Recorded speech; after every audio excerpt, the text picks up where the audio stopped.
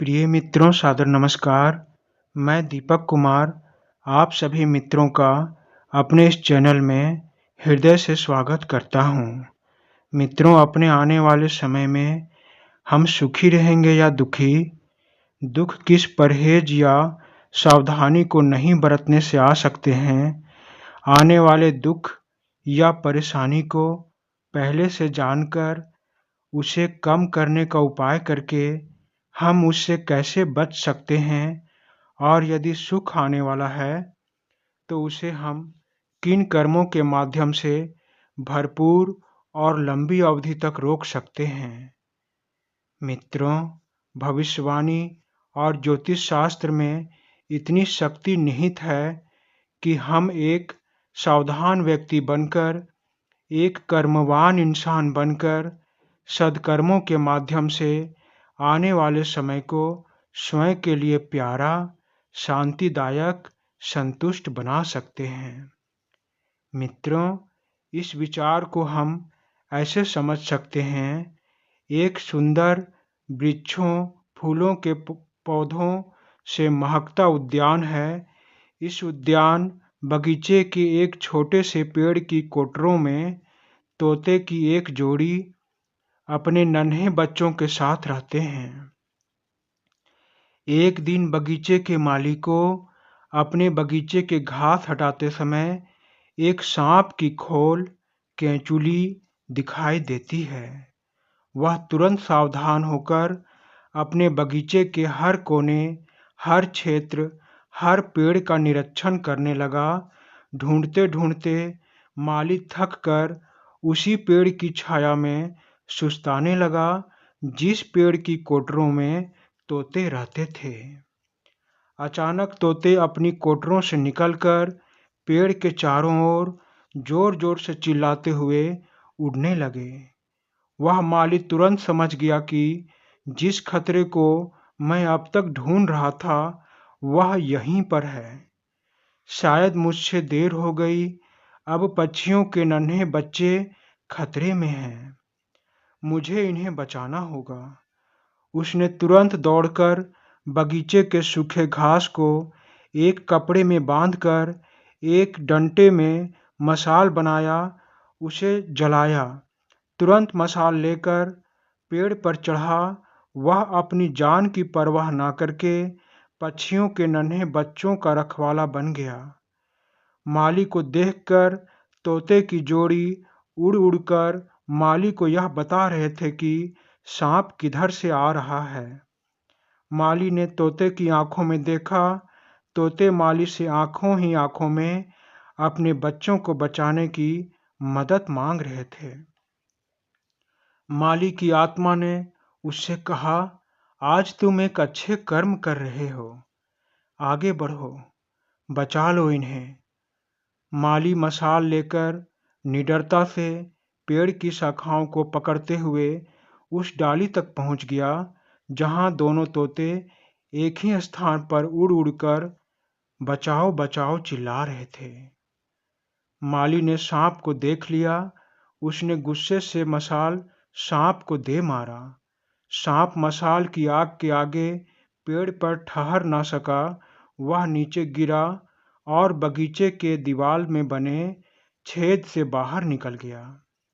सांप को जाते देख तोते शांत होकर अपने कोटर में चले गए और माली समझ गया कि किस छेद के छूटे रह जाने के कारण वह खतरा बगीचे में आया।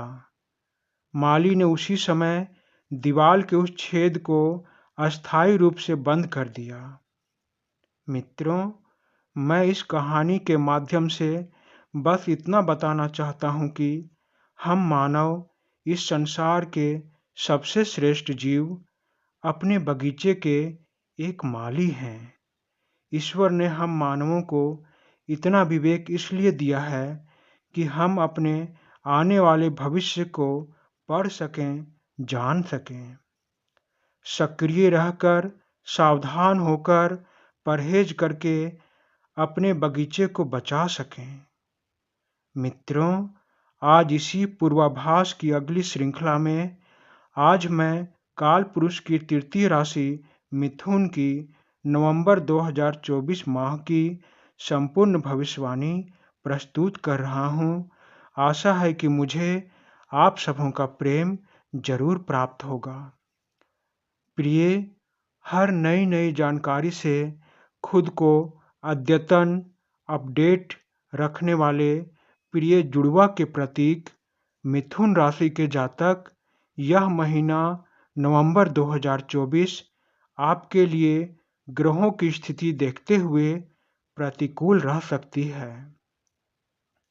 बृहस्पति, केतु और राहु की स्थिति आपको इस माह चिंता और तनाव में घेरे रख सकते हैं। प्रिय मिथुन राशि के जातक, इस महीने आपके पारिवारिक जीवन में खुशियों की कमी, माता का स्वास्थ्य खराब रहने की संभावना बन रही है तथा आपके द्वारा माता के स्वास्थ्य पर धन खर्च करने की भी संभावना है।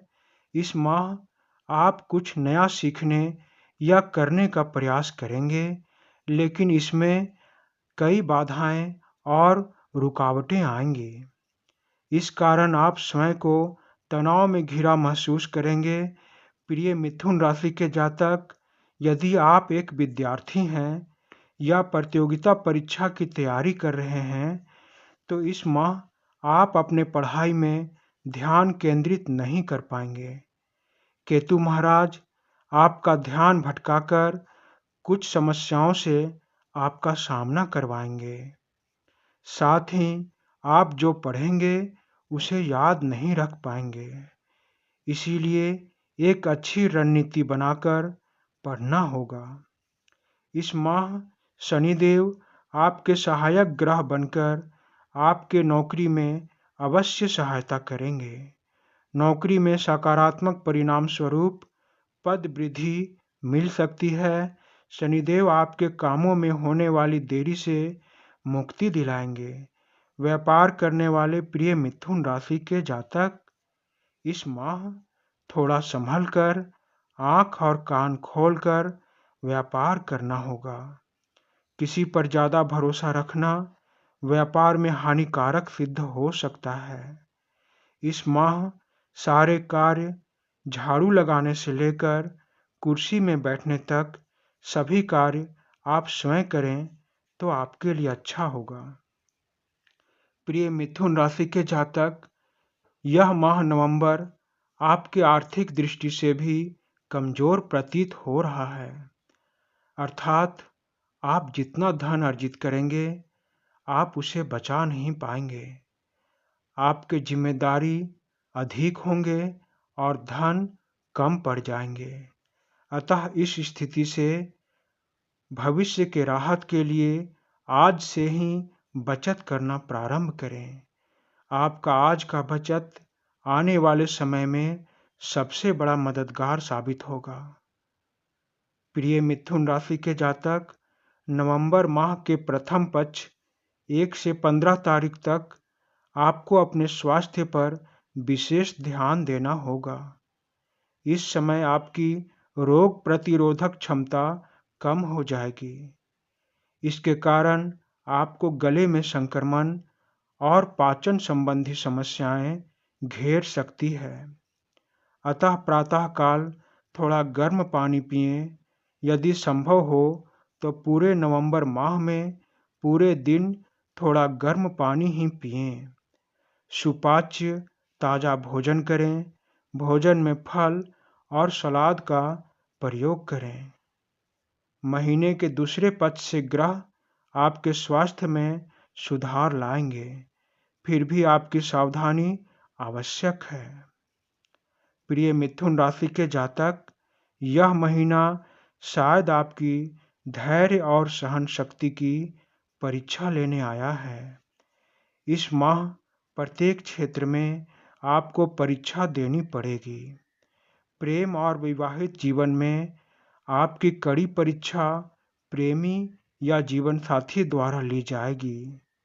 आप अपने मन की बात जीवन साथी से कहना चाहेंगे, लेकिन बातों ही बातों में सामने वाला आपकी किसी बात को पकड़कर रूठ सकता है।